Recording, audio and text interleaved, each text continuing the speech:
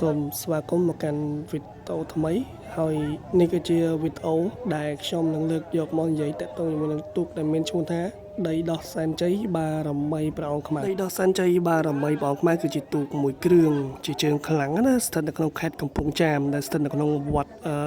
បទុមរតនៈដីដោះក្រុងកំពង់ចាមខេត្តកំពង់ចាមណាពុកម៉ែបងប្អូនតាក់ទងនៅក្នុងការប្រកួតគឺទូកមួយគ្រឿងនេះធ្វើបានល្អមែនទែនមិនថាទាំងថ្នាក់ជាតិថ្នាក់ខេត្តអីទេគឺធ្វើបានល្អខ្លាំងហើយអ្វីដែលខ្ញុំចាប់អារម្មណ៍ជាងគេនោះគឺជាការប្រកួតនៅក្នុងឆ្នាំ2024ការដែលប៉ះការីវងសុកសែនជ័យណា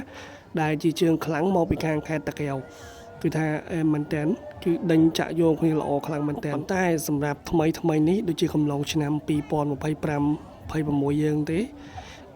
វត្តមានរបស់ទូកដីដោះសែនជ័យបារមីព្រះអង្គខ្មៅ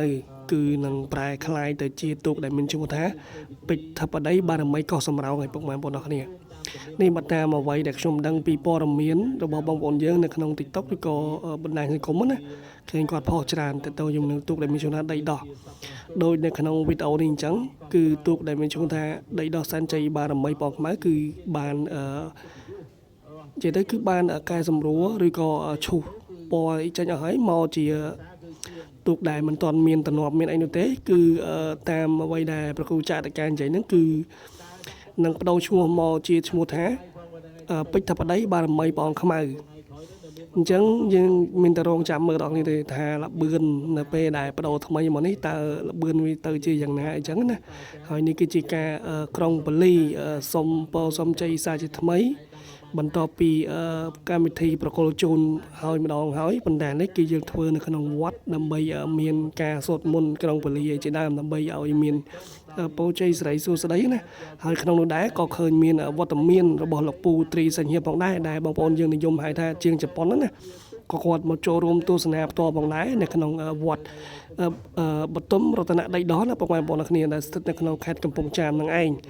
អញ្ចឹងយើងមានតែរងចាំមើលទេថាក្នុងឆ្នាំ2026នេះតើនឹងមានការចូលរួមដែរទេហើយនឹងមានការអញ្ជើញទៅខាងណាខាងណីដែរទេខ្ញុំក៏ចង់ឃើញលបឿនផងដែរ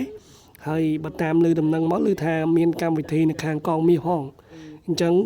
មានតែរងចាំមើលទេថាអាចនឹងមានវត្តមានចូលរួមដែរទេសម្រាប់ទូកថ្មីពនាមថ្មីទូកចាស់ទេប៉ុន្តែពនាមថ្មីដែលមានឈ្មោះថាពេជ្រធិបតីបារមីកោះសំរោងណាពុកម៉ែបងប្អូនគ្នាដែលជាទូកដើមដែលមានឈ្មោះថាដីដោះសែនជ័យបារមីបងខោហ្នឹងឯងអញ្ចឹងវីដេអូរបស់ខ្ញុំគឺមានតែប៉ុណ្ណេះទេសម្រាប់ពាក្យពេចន៍ដែលខ្ញុំបាននិយាយឬក៏មានព័ត៌មានអ្វីដែលខ្ញុំបាននិយាយទៅខុសឆ្គងបងប្អូនកុំកែបកាន់នេះអាចជួយ comment នៅខាងក្រោមវីដេអូប្រាប់ខ្ញុំផងដោយសារតែព័ត៌មានខ្លះគឺខ្ញុំអត់សូវជាច្បាស់ការទេអញ្ចឹងទៅអាចលើកយកមកនិយាយទៅអាចខុសអីចឹងណាហើយសម្រាប់ពុកម៉ែបងប្អូនដែលដឹងព័ត៌មានផ្ទាល់ច្បាស់អីអាច comment នៅខាងក្រោមផងដើម្បីខ្ញុំបានដឹងដែរតើទៅជាមួយនឹងទូកមួយគ្រឿងនេះអញ្ចឹងពុកម៉ែបងប្អូនអាចសន្តាប់នៅសន្និការរបស់ព្រះគ្រូចៅអធិការផ្ទាល់បានខេត្តកំពង់ចាមលោកបានឧបត្ថម្ភទូកខ្នាតវែងមួយសម្រាប់ឃុំកោះសំរោងយើងអញ្ចឹងថ្ងៃនេះជាកិត្តិយសយើងធ្វើពិធីគង់សួងតាមទំនៀមទម្លាប់ហើយក្នុងឱកាសនេះដោយព្រះអង្គគ្រូបច្ចារិកាវត្តដីដោះក៏មានប្រវត្តិមានក៏ដូចជាអាយដាមចិនរតនាក្នុងនាមជាសប្បុរសជនក្នុងការជួយឧបត្ថម្ភគាំទ្រដល់សកម្មភាពទូកងកោះសំរោងក៏ដូចជាប្រធានគាត់ជាប្រធានកិត្តិយសគោសារទូកងកោះសំរោងហើយក្នុងនោះគឺផ្សេងភាសាគឺជាងញោមជាងហៀបពីល្បីជាងជប៉ុនជាងវត្តណាពេលលើឈ្មោះតែថ្ងៃមុនមកជួបដើរចាំបុកគាត់ស្គាល់ហាត់ជាស្រ័យផងថ្ងៃនេះសូមស្គាល់ទុកជាគ្រូហើយព្រោះថ្ងៃក្រោយទៅនៅមានបន្តភ្ជាប់ជាមួយលោកគ្រូហើយនឹងមានដំណើរទៅមុខទៀតហើយចឹងសូមយើងរៀបចំកម្មវិធីតាចា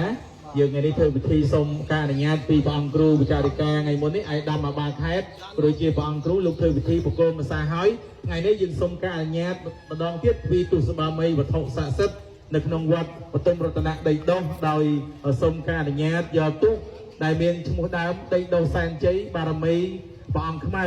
យើងសូមដូរទៅជាទូកពេជ្រធិបតីបារមីកោះសំរោងដូរទៅនៅឯឃុំកោះសំរោងវិញគឺនៅទឹកដីខេត្តកំពង់ចាមតែមួយទេ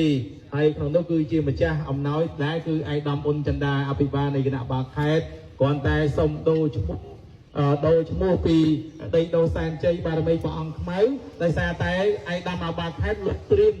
មធ្វើទូកថ្មីប្រគេនព្រះអង្គគ្រូបច្ចារិកាវត្តដីដោះគឺត្រៀមថ្មីកោះកេះតែម្ដង គឺលោកគ្រូញោមមេជាងគាត់នៅនឹងហើយគឺអាយដាមអាបាខេតលោកកំពុងតែរៀបចំធ្វើទូកថ្មីប្រគេនព្រះអង្គគ្រូដោយទូកនេះមានកិត្តិយសខ្លាំងណាស់គឺតាមប្រវត្តិគឺអត់ដែលចាញ់ទេប្រកួតដីដោសែនជ័យបារមីព្រះអង្គខ្មៅសំដូរទៅជាពេជ្រធម្មដីបារមីកោះសំរោងណាដើម្បីបានទឹកអ្នកកោះសំរោងបានអុំសបាយរីករាយក៏ដូចជាមានទូកខ្នាតវែងលេងគេថ្ងៃនេះគឺកិត្តិយសធំធេងសម្រាប់ទឹកដីនៃឃុំកោះសំរោងយើងដោយឯកឧត្តមអ៊ុំចិន្តាអភិបាលនៃគណៈអភិបាលខេត្តកំពង់ចាមលោកឲ្យ